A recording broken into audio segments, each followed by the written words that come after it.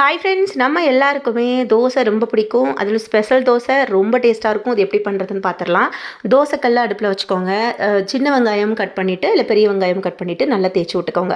நல்லா வர்ற தோசைக்கல்லாக இருந்தாலுமே நமக்கு ஒரு ஸ்பெஷல் தோசை பண்ண போகிறீங்கன்னா தோசைக்கல்லை நல்லா வெங்காயம் தேய்ச்சி விட்டுட்டு அதுக்கப்புறம் நீங்கள் வீட்டில் தோசை ஊற்றுறதுக்கு மாவு ரெடி பண்ணி வச்சுருப்பீங்க இல்லையா, அதுலேருந்து எடுத்துகிட்டு தோசைக்கல் ஃபுல்லாகவே நல்லா பரப்பி விட்டுக்கோங்க. ரொம்பவும் மெல்லிசாக இருக்கக்கூடாது, ரொம்பவும் கனமாக இருக்கக்கூடாது.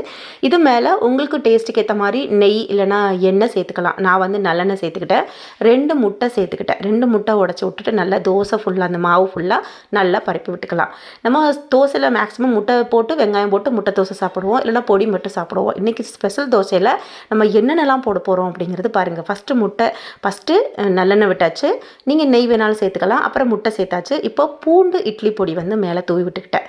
ரொம்ப ரொம்ப ஃப்ளேவர்ஃபுல்லாக இருக்கும்.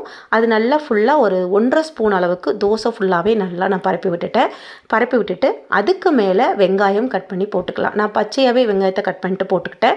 ஒரு சில பேர் வெங்காயத்தை லேசாக வணக்கிட்டு அதுக்கப்புறம் போட்டுக்குவாங்க. அது உங்கள் விருப்பம் தான். ஆனால் பச்சையாக வெங்காயம் போட்டாலும் இந்த ஸ்பெஷல் தோசை ரொம்ப டேஸ்ட்டாக இருக்கும். இந்த மாதிரி கட் பண்ணி போட்டுட்டு நல்லா நிறையவே போட்டுவிட்டேன். ஒரு வெங்காயத்தை நல்லா பொடிசாக கட் பண்ணிவிட்டு வெங்காயம் ஃபுல்லாகவே நான் போட்டுவிட்டேன்.